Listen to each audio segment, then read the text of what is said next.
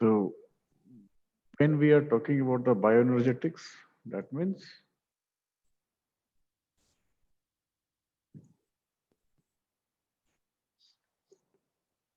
the energy which is generated from the our environment. ठीक है, कोई भी ऐसी एनर्जी जो हम लेते हैं अपने एनवायरनमेंट से, जिसमें बेसिकली कह सकते हैं कि दो तरह की चीजें होती है, वो पता है, एक ऑटोट्रॉप्स होती है, एक हेट्रोट्रॉप्स होती है। तो एक तो हो गई ऐसे मॉलिक्यूल या ऐसे ऑर्गेनिज्म बोलो जो एनवायरनमेंट से अपनी एनर्जी लेते हैं, लाइक प्लांट्स जैसे हैं। ठीक है, ये ऑटोट्रॉप्स हो गए। तो ये क्या है, फोटोसिंथेसिस के थ्रू सनलाइट से या वाटर से जो एनवायरनमेंट में इजीली अवेलेबल है, उनसे एनर्जी सोर्स लेते हैं और प्रोवाइड करते हैं हेट्रोट्रॉप्स को, हर्बीवोर्स एनिमल्स को। ठीक है, उसके बाद फिर वो फर्दर सर्कुलेट करती है। तो इसके बारे में थोड़ा सा हम लोग चर्चा करेंगे, और इसके बाद ये है कि वो एनर्जी फिर कैसे रोटेट होती है, रोटेशन में कैसे आती है।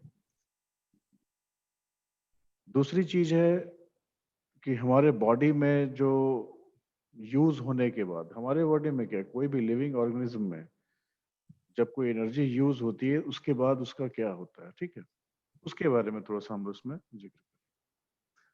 फिर एक चीज और है इसमें, बायोटिक और एबायोटिक दो टाइप की लाइफस्टाइल होती है। ठीक है, एक बायोटिक्स होती है, एक एबायोटिक। बायोटिक मतलब जो बिल्कुल बायोलॉजी पर, मतलब अपने एनवायरनमेंट पर और जो नियर बाई जो सराउंडिंग है उस पर डिपेंड करती है। ठीक, तो इस सब के बारे में थोड़ा थोड़ा चर्चा करेंगे। ठीक, तो the very first thing, bioenergetics, ये एक तुम्हारा बायोकेमिस्ट्री का पार्ट है। ठीक है, बिकॉज इट इन्वॉल्व्स द, और it concern with the energy. ठीक है, मतलब whatever the energy which is required to produce the feed, or to produce some energy which is required further for the development, growth, anabolism, catabolism, you can say metabolism, ठीक है, or preparedness. So bioenergetics is a part of biochemistry concerned with the energy involved with making and breaking of chemical bonds in the molecules found in biological organisms. इसको हम लोग दूसरा जो definition दे सकते हैं, that is the energy relationship and energy transformations and transductions in living organism. ठीक है, मतलब किसी भी एनर्जी को, उसका कैसा रिलेशन है उस एनर्जी को ट्रांसफॉर्म करने में या ट्रांसड्यूस करने में, कैसे यूटिलाइज करता है। So the ability to harness energy from a variety of metabolic pathways is a property of all living organisms that contains earth science.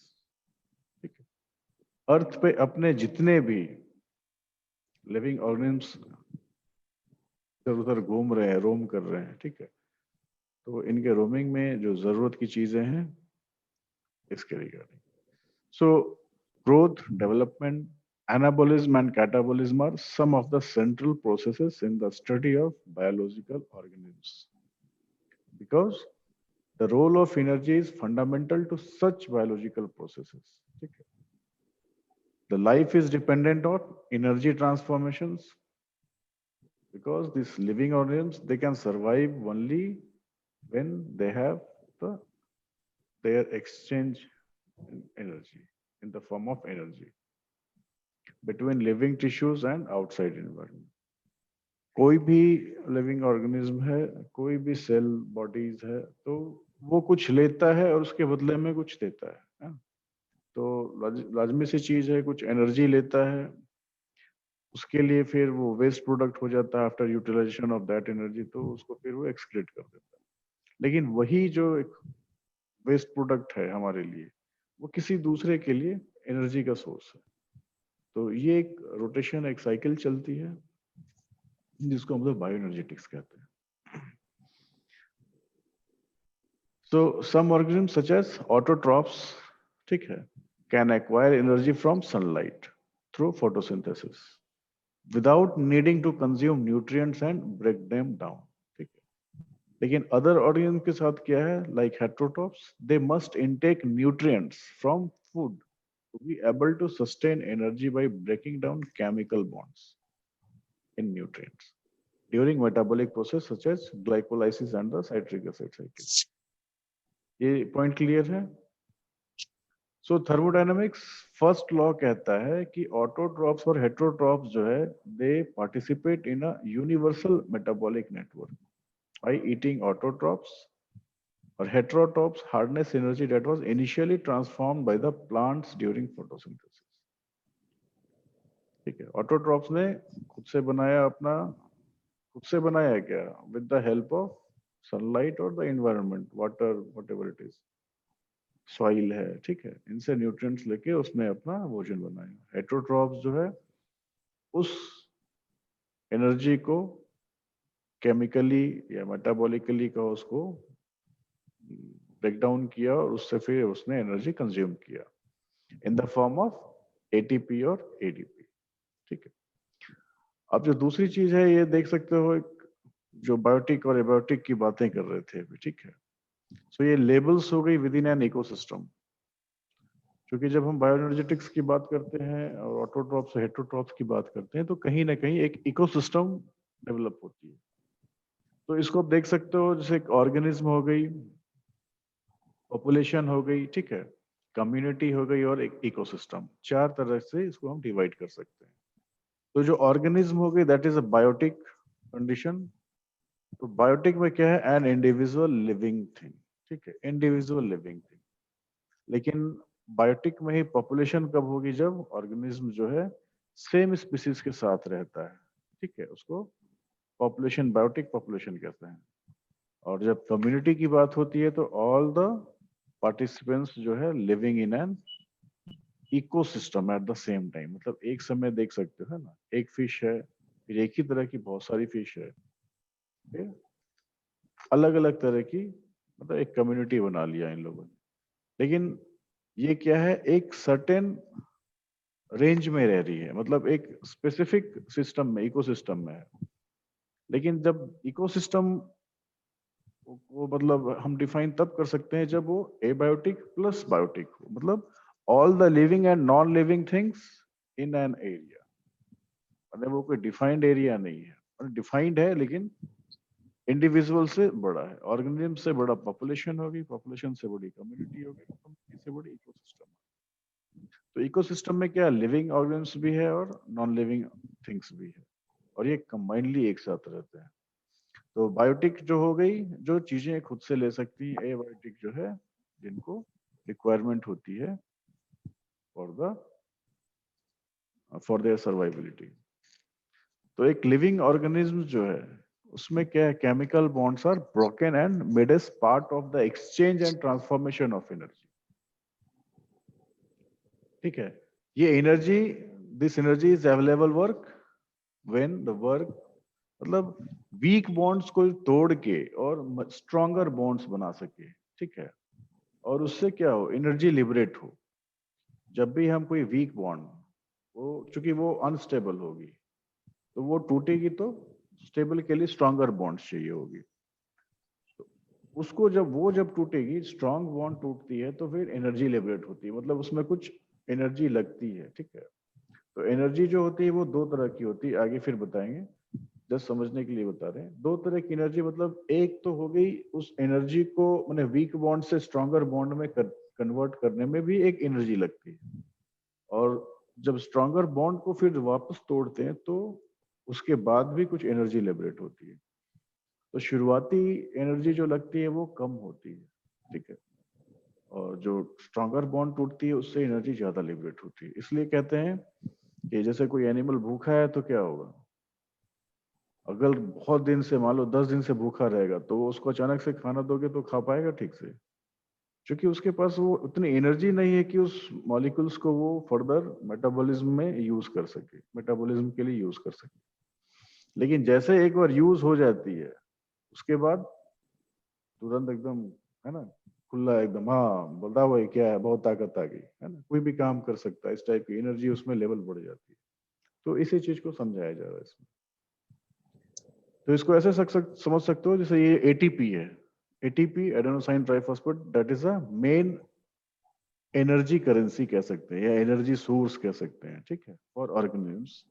And the goal of metabolic and catabolic processes are to synthesize ATP from available starting materials. मतलब environment में जो भी चीजें available है, ठीक है, उससे हमें ATP को synthesize करनी है। और ये जो ATP है ये further breakdown होती है in the presence of ADP and inorganic phosphate, ठीक है, by utilizing it in biological process. मतलब ये जो एटीपी है ये टूटती है फर्दर, तो एडीपी और इनऑर्गेनिक फॉस्फेट में चेंज होती है, जो हमारे सेल्स को, टिश्यूज को नॉर्मल फंक्शन करने में इम्पोर्टेंस होता है, सिग्निफिकेंट इम्पोर्टेंट होती है। तो पहले हम एटीपी बनानी है, उसको तोड़ के फिर एडीपी और इनऑर्गेनिक फॉस्फेट में चेंज करना है, जिसके थ्रू हमारे बॉडी सेल्स जो है उसको अच्छे से यूटिलाइज कर सके और अपने सर्वाइवेबिलिटी के लिए या जो भी उनका वर्कआउट करना है उसके लिए वो उसको फिजिबल कंजर्व कर सके। सो इन अ सेल, अगर एक सेल की बात करें तो the ratio of ATP to ADP concentration is known as the energy charge. ATP से एडीपी में चेंज करने को, ठीक है, जो रेशियो होती है that is the energy change, energy charge. और a cell can use this energy charge to relay information about cellular needs. If there is more ATP than ADP available, the cell can use ATP to do work. But if there is more ADP than ATP available, the cell must synthesize ATP via oxidative phosphorylation. देख रहे हो ना, normally हम लोग ATP और ADP को बहुत ज्यादा लगता है ठीक है, एक टूटा दूसरा बना और उसके थ्रू कंप्लीट साइकिल हुई, लेकिन ऐसा नहीं। हमें क्या चाहिए, एटीपी वर्क के लिए बहुत जरूरी है, किसी भी काम को करने के लिए एटीपी बहुत जरूरी है। लेकिन अगर एडीपी ज्यादा हो जाता है एटीपी से, तो सेल्स को फिर से एटीपी सिंथेसाइज करनी पड़ती है, ठीक है, बिकॉज एटीपी ही के फॉर्म में ही हम एनर्जी को सेव कर सकते हैं, कंजर्व करके रख सकते हैं, that is a energy currency, इसलिए इसको कहा गया है।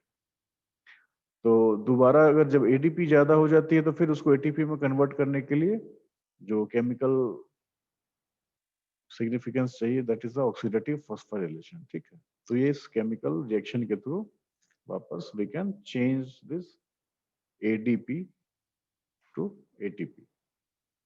लिविंग ऑर्गेनिम्स की बात करें तो ये एटीपी प्रोड्यूस करते हैं एनर्जी सोर्स के लिए, ठीक है, और ये मोस्टली होती है सनलाइट या ऑक्सीजन से। सो ये सनलाइट या ऑक्सीजन से होती है via the oxidative phosphorylation issue, ठीक है। ये ऑक्सीडेटिव फॉस्फोराइलेशन बहुत जरूरी है। इसमें क्या होती है, ऑक्सीडेटिव फॉस्फोराइलेशन क्या है, मतलब जो ऑक्सीजन है या सनलाइट है उसकी एक तरह से ब्रेक डाउन करता है, ठीक है। और इसको ब्रेक डाउन सनलाइट या ऑक्सीजन या जो भी what ever the nutrients which is provided in the environment, that has to break down into its simpler form so that the animal can consume or conserve that energy, ठीक है। तो terminal phosphate bond की बात करें जो ATP में है, तो ये रिलेटिवली बहुत ही वीक होती है compared to the stronger bond formed when ATP is hydrolyzed to ADP या inorganic phosphate. सो ऑर्गेनिज्म जो है एटीपी इज यूज्ड बैटरी, ठीक है, अपने एटीपी को हम कह सकते हैं ऐसे जैसे सेल्स का होता है ना, पावर हाउस माइटोकॉन्ड्रिया जिसे बोलते हैं। तो ऑर्गेनिज्म के लिए जो बैटरी बैकअप है दैट इज द एटीपी, ठीक है, जिसको हम सेल्स में वापस एज ए पावर सोर्स रख सकते हैं। So utilization of chemical energy from such molecular bond rearrangement powers biological process in every biological organism. तो ये जो एटीपी से एडीपी या फिर ऑक्सीडेटिव फॉस्फोराइलेशन होती है प्रोसेस, इसमें केमिकल एनर्जी की यूटिलाइजेशन बहुत ज्यादा है, ठीक है। तो इससे क्या होती है, जो मॉलिक्यूलर बॉन्ड्स जो बनती है इसकी अरेंजमेंट इस टाइप की होती है कि इसको हम जब जरूरत है तो यूज कर सकते हैं, अदरवाइज उसको कंजर्व करके रिजर्व करके कहीं रख सकते हैं सेल्स में, ठीक है।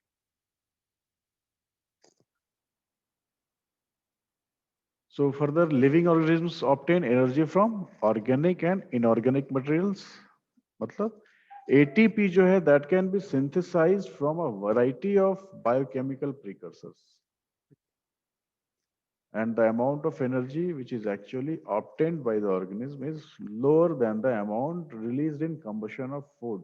So there are losses in digestion, metabolism and thermogenesis. मतलब एटीपी को जो है सिंथेसाइज कर सकते हैं बहुत सारे बायोकेमिकल प्रिकर्सर्स की तरह, ठीक है। और इस एनर्जी को हम बचा के रख सकते हैं, ठीक है। लेकिन इसमें जो उससे थोड़ा देर पहले जो बताया था ना कि एनर्जी को यूज करने के लिए भी एनर्जी चाहिए, ठीक है। तो जैसे फूड को कंबसन मतलब जो भी खाना खाता है एनिमल उसको डाइजेशन के लिए जो पूरी प्रोसेस होती है मेटाबॉलिज्म के लिए उसके लिए भी एनर्जी चाहिए। लेकिन वो क्या होता है, कम होता है इन द फॉर्म जब उसको यूज करनी होती है, जो मतलब वो एनर्जी यूज करके जो एनर्जी मिलती है वो उससे ज्यादा होती है, ठीक है। So there are losses in digestion, metabolism and thermogenesis. Digestion में भी एनर्जी लगती है, मेटाबॉलिज्म में भी एनर्जी फील होती है और थर्मोजेनेसिस में। लेकिन इन एनर्जी जो ये एनर्जी जो हमारी मतलब खर्च होती है, इसको खर्च करके जो एनर्जी मिलती है that is the highly powerful. उस एनर्जी से हम काफी मैकेनिकल वर्क भी कर सकते हैं। अब जैसे देख सकते हो यहाँ पर दो पिक्चर हमने दिया है, ठीक है। एक तो हो गई तुम्हारी BCL2 बैग्स जो है ये सब, these are the genes which is responsible for the apoptosis, ठीक है। कैस्पेज 9, 3 ये सारी वही एपोप्टोसिस करती है क्रिएट। सर नहीं मतलब दिख रहा है सर। एक मिनट, स्क्रीन तो शेयर हो रही है। तो इसमें ये कह रहे थे ये जैसे BCL2 दिख रही है, बैक्स दिख रही है, यहाँ कैस्पेस 9 है, कैस्पेस 3 है, FF1 है। तो ये सारी जो है ये एपोप्टोटिक जीन्स है, ठीक है। तो इन जीन्स का काम क्या है, किसी भी जो सेल्स यूज्ड हो रही है, ठीक है, और उसमें से जो भी वेस्ट प्रोडक्ट निकलते हैं, सेल्स में भी तो अपनी चलती है ना प्रोसेस। तो जैसे देख सकते हो हाइड्रोजन आयंस है यहाँ पर, ठीक है। ये ROS that is also known as reactive oxygen species. तो ये तुम्हारे माइटोकॉन्ड्रिया मतलब सेल्स में जब भी एनर्जी की लिबरेशन होती है तो जब वो अपना वर्कआउट करता है तो कुछ ना कुछ वेस्ट प्रोडक्ट भी छोड़ता है उसके साथ। तो ये वेस्ट प्रोडक्ट जो है ये जीन्स उन पे मिलकर उसको वेस्ट प्रोडक्ट वाले चीज को खत्म करते हैं। मतलब ये एक जस्ट एक कंडीशन दिया था लंग इंजरी में क्या होती है, ये कौन कौन से जीन्स इसमें एक्टिव प्ले एक्टिव करते हैं। तो ये एक चीजें समझ में आई कि मतलब कि जो भी जीन्स है स्पेशली वो जो रिएक्टिव ऑक्सीजन स्पीसीज या इस तरह के जो भी वेस्ट मटेरियल सेल से निकलते हैं आफ्टर या during the production work that will be taken out through these genes. अब एक चीज इसमें देख सकते हो, जैसे ये 3 पिक्चर इसमें दिख रही होगी। तो इसमें दिया है क्या थर्मोन्यूट्रल कंडीशन, जहाँ सिंगल स्ट्रेस है वहाँ स्ट्रेस समेशन। थर्मोन्यूट्रल कंडीशन मतलब जो एनिमल है वो बिल्कुल अपने नॉर्मल कंडीशन में, मतलब किसी तरह की कोई स्ट्रेस नहीं है, ठीक है। तो उसमें क्या है, इसकी बेसल फंक्शन देख सकते हो बहुत अच्छी है। इनफैक्ट तीनों में देख सकते हो बेसल फंक्शन तीनों में काम कर रहा है।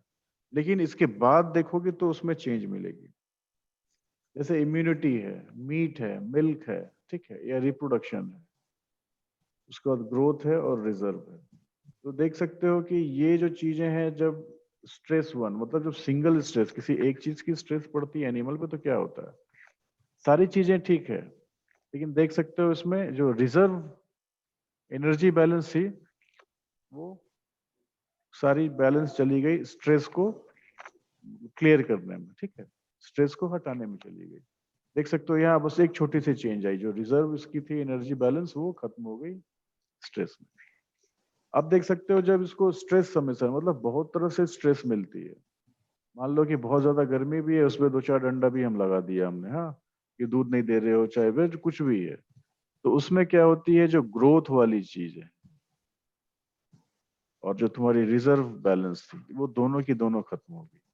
मतलब वो सारी एनर्जी तुम्हारी अब स्ट्रेस को मिलाने में जा रही है। बेसल फंक्शन तो चूंकि वो मेरी बेसिक रिक्वायरमेंट है एनिमल की, वो तो चेंज नहीं हो सकती, लेकिन ये जो बिल्कुल सबसे इंपॉर्टेंटली पहले ग्रोथ होती है। अब जैसे ये स्ट्रेस 1+2 मतलब रिजर्व और ग्रोथ तुम्हारी खत्म होगी तो क्या होगी, इसके बाद ये इसका इम्पैक्ट आएगा प्रोडक्शन और रिप्रोडक्शन पे, एज मतलब बिल्कुल एक साथ आएगा। मतलब रिप्रोडक्शन वाली भी जो जगह है ये भी छोटी होती जाएगी, मिल्क या फिर उससे हम मीट ले रहे हैं या फिर इम्यूनिटी हो रही है वो भी कम। हालांकि देख सकते हो कि इस तीसरे वाले पिक्चर में थोड़ी सी इम्यूनिटी भी छोटी हुई है, देख सकते हो ब्लॉक जो है थोड़ी सी छोटी हुई है, ठीक है, क्योंकि यहाँ तक ग्रोथ था, है ना, इस लाइन तक देख सकते हो काफी नीचे है। मतलब कि रिजर्व और ग्रोथ खत्म करने के बाद थोड़ी थोड़ी सब पे इफेक्ट आई है। और ये डिपेंड करती है जैसे लॉन्ग टर्म चलते जाएगी स्ट्रेस, एनिमल अगर ओवरकम नहीं हो पाएगा तो इन धीरों को धीरे धीरे और कम करता चला जाए, ठीक है। नेक्स्ट बात करें इसी की हम, environmental materials that an organism intakes are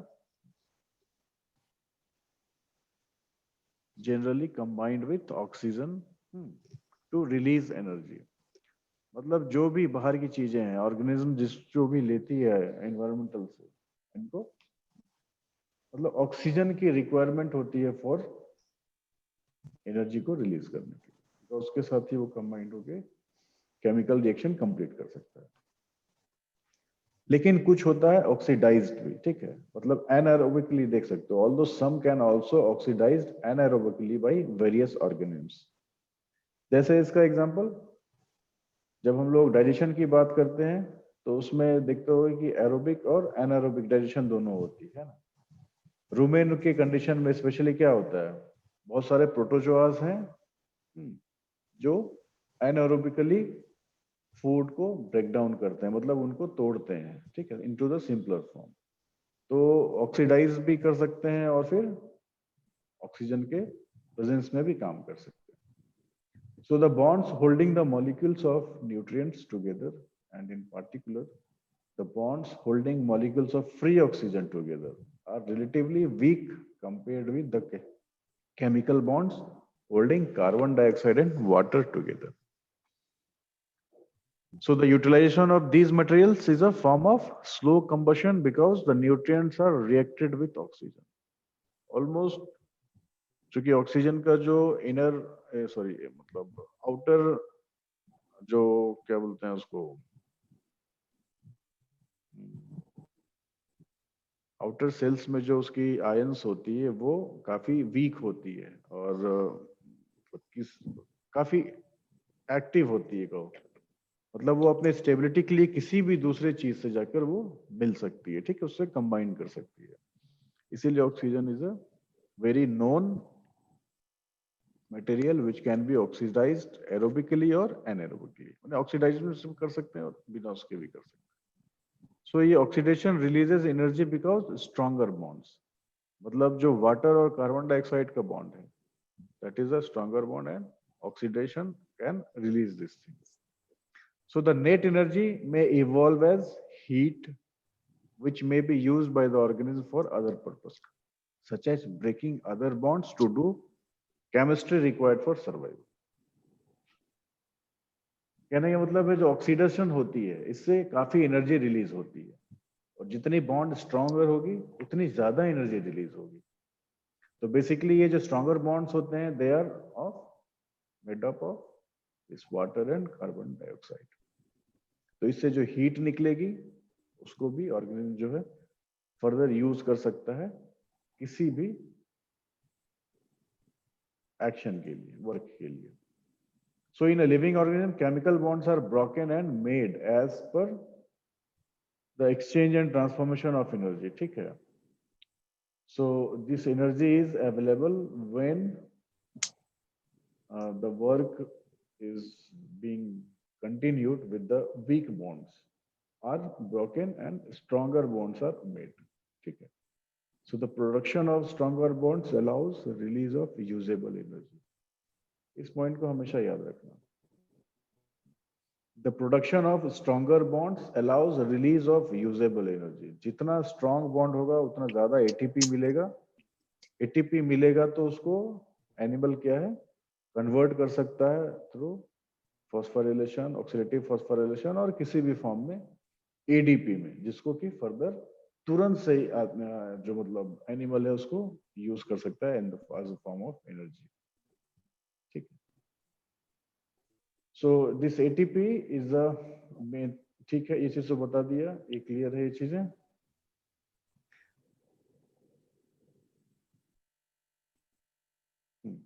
ये चीज क्लियर है।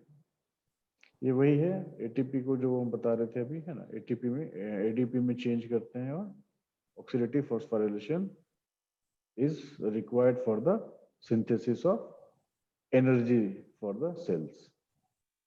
So अब यहां देख सकते हो दो पिक्चर्स हैं, ठीक है। तो जैसे एनर्जी निकली, एनर्जी मतलब कहां से, that is from the sunlight.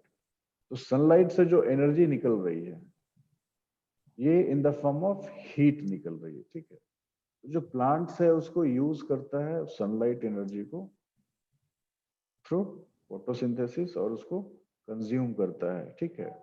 उसको अब वो जो प्लांट्स कंज्यूम करता है एनर्जी, वो प्लांट्स फिर क्या होता है, either they are eaten by the animals, या तो वो सड़ जाती है, गल जाती है, खराब हो जाती है, तो वो डिकम्पोज हो जाती है। तो उसको डिकम्पोज करने के लिए फंगाई, बैक्टीरिया और वर्म्स जो है अलग अलग तरह से वो उसको फिर काम में लाते हैं, ठीक है। तो ये डिकम्पोज होने के बाद क्या होता है, वापस वो फिर हीट में ही मतलब चली जाती है। या एनिमल जो है जो खाता है, फिर वो जो मेटाबॉलिज्म होती है उसमें भी बैक्टीरिया, प्रोटोजोआज यूज होते हैं, ठीक है। उसके थ्रू वो फिर देखते हो कि एनर्जी जो लिबरेट होती है कुछ तो यूज हो जाती है और कुछ हीट में कन्वर्ट हो जाती है। तो कहने का सेंस है ये वही रिवर्सिबल एनर्जी ये है, एक तरह से रिवर्सिबल है। हीट के फॉर्म में ये एनर्जी आई थी और हीट के फॉर्म में ये लूज हो गई, मतलब जैसे एनवायरनमेंट से लिया था वैसे एनवायरनमेंट को दे दी। लाइकवाइज दूसरी एक बात कर रहे हैं, सेल्स की हम बात जब करते हैं, ठीक है। तो बेसिकली इसमें क्या है, एक रिकॉग्निशन होती है, एक इनिशिएशन होती है, अडाप्टेशन होती है और रिजोल्यूशन होती है। कहने का मतलब है अलग अलग तरह का वर्क जब करते हैं, लेकिन वो कहीं ना कहीं फिर मिलके एक जगह पे ही आती है। आइदर हम रिकॉग्निशन करें किसी चीज की, कोई काम की इनिशिएशन करें, अडाप्ट करते हैं या रिजोल्यूट करते हैं।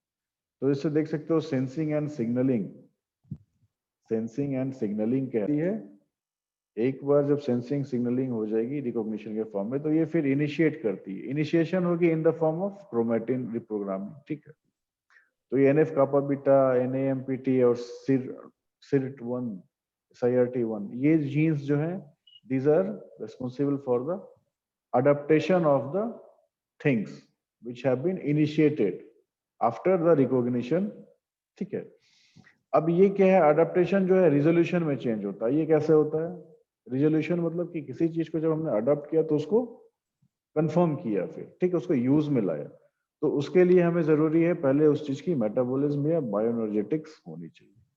ये तुम्हारी जो NAD है, NADPH है, इसके थ्रू ये रिजोल्यूट होती है, मतलब कंफर्म होगी। तो एक बार जब कंफर्म हो जाती है कोई चीज, तो फिर उसको हम लोग फर्दर रिकॉग्नाइज कर सकते हैं।